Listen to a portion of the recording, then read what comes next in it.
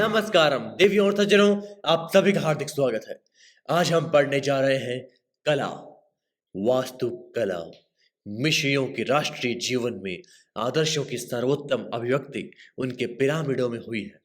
मिस्रियों ने पिरामिडों की रचना अपने राज्य और उसके प्रतीक फराहों की अनश्वरता और गौरव को व्यक्त करने के लिए की थी।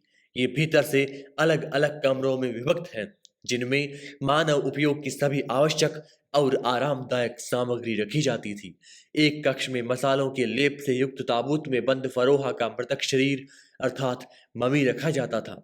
पिरामिडों में खुफू द्वारा गीजा में बनाया गया पिरामिड सर्वाधिक प्रसिद्ध है। पिरामिड त्रिभुजाकार होते हैं।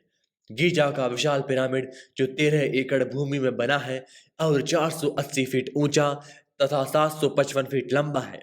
इसमें 2.5 टन भार के 23 लाख पाषाण खंड लगे हैं। ये इतनी चतुरता से जोड़े गए हैं कि इनमें सुई भी नहीं घुसाई जा सकती। हेरोडोटस के अनुसार इस पिरामिड को 1 लाख कारीगरों ने 20 साल में बनाया था।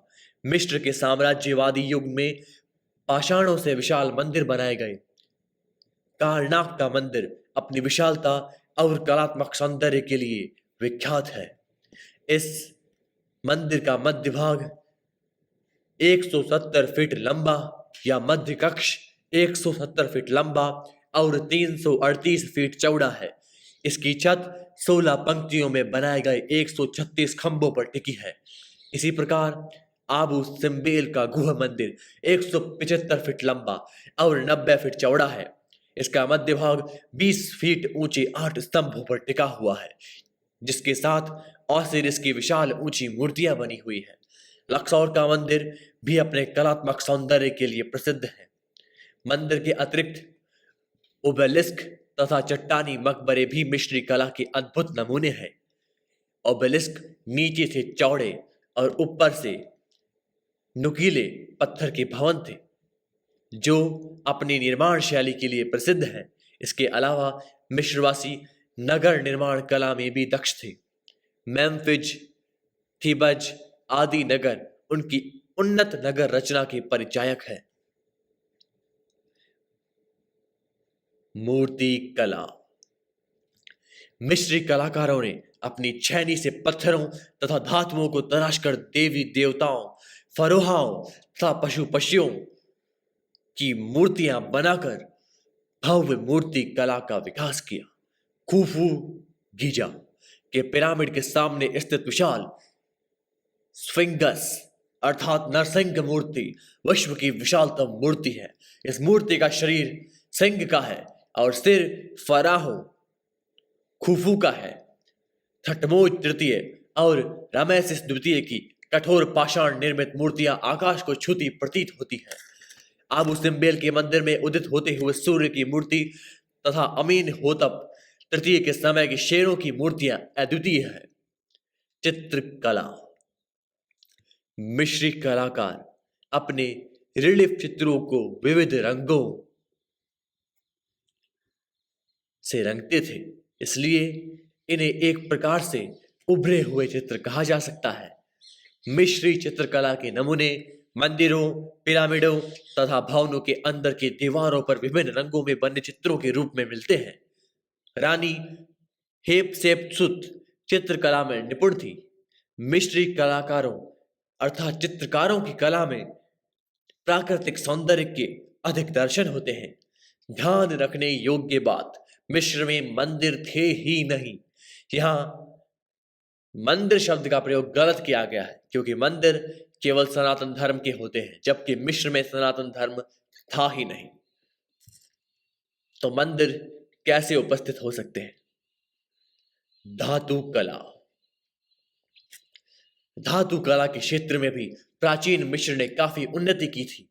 धातुकारों ने सोना, चांदी, तांबा, कांसा आदि की मूर्तियां, अस्त्र शस्त्र, रथ, मुकुट, सिंहासन, आभूषण, बर्तन आदि बनाए और सभी वस्तुओं के निर्माण में कला कौशल का परिचय दिया।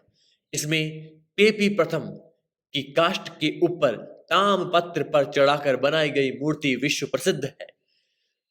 तोतेन खामेन की समाधि से स्वर्ण निर्मित बहुत सी वस्तुएं मिली हैं। जो उस युग की धातु कला की उन्नत अवस्था की प्रतीक है। मिश्र लिपि। प्राचीन मिस्रियों को लेखन कला के ज्ञान की आवश्यकता कई कारणों से पड़ी। उनके मृतक संस्कार में ऐसे अनेक मंत्रों का प्रयोग किया जाता था। मंत्रों का भविष्य के लिए परिरक्षण केवल लिपि द्वारा ही संभव था। आर्थिक तथा प्रशासनिक दृष्टि से भी उन्हें लिपि की आवश्यकता पड़ी।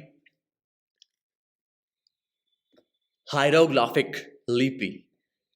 मिस्र की प्राचीन चित्राक्षर लिपि हायरोग्राफिक कही जाती है। हायरोग्लाइफ यूनानी शब्द है जिसका अर्थ है पवित्र लिपि। इसमें 24 चिन्ह थे जिनमें से प्रत्येक एक व्यंजन अक्षर का प्रतीक था। इस लिपि में स्वर्ण नहीं थे। बाद में मिस्र निवासियों ने विचार के लिए संकेतों का प्रयोग करना आरंभ कर दिया। इस प्रकार चिन्हों की संख्या बढ़कर 500 हो गई तथा लेखन का विकास एक कला के रूप में हो गया।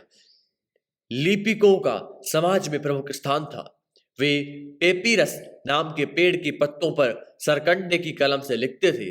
दीर्घकाल तक परिश्रम के बाद शैम्पोल्ली 1790 से 1832 नामक फ्रांसीसी विद्वान मिस्र की लिपि के सारे अक्षरों को पढ़ने में समर्थ हो गया।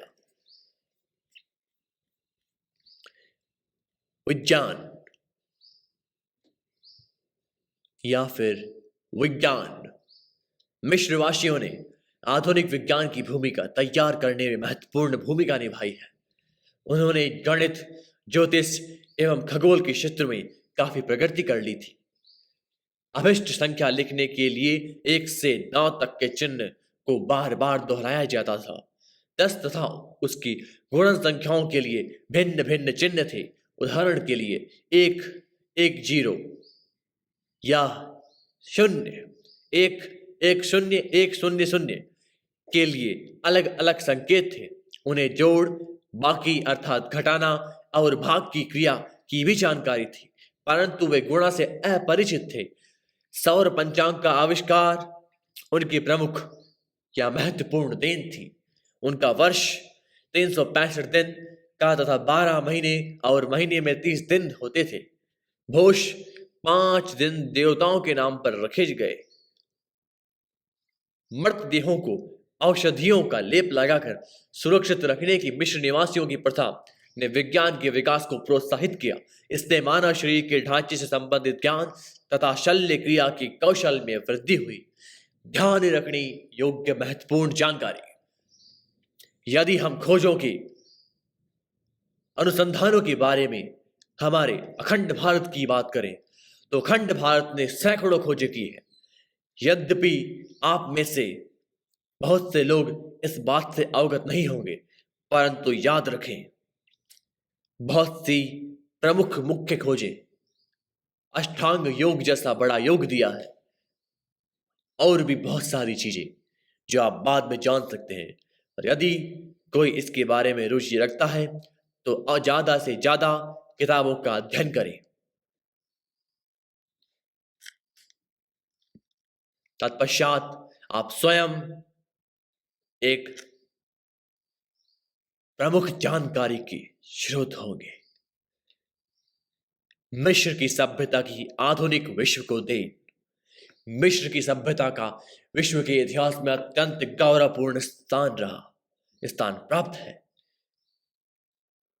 मिस्रियों ने अन्य देशों से बहुत पहले संयुक्त राज्य स्थापित करने और इसके आधार स्वरूप राजनीतिक दर्शन और कानूनों का विकास करने में सफलता पाई।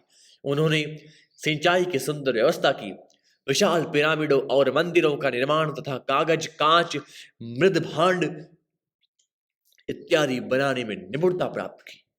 उनका कला बहुत अच्छा था। वे दर्शन, लेखन, साहित्य, गणित, विज्ञान आदि विद्याओं और शास्त्रों के ज्ञाता थे। कला के क्षेत्र में विशाल भवनों का निर्माण उनकी महत्वपूर्ण देन है। पिरामिड आज भी संसार के 7 आश्चर्यों में एक गिना जाता है। वर्तमान मानव सभ्यता अपने विकास के लिए मिस्री सभ्यता की ऋणी है। प्राचीन बेबीलोन की सभ्यता हम कल पढ़ेंगे। तब तक के लिए जय हिंद, जय भारत। पुनर्दर्शनाय जय महाकाल।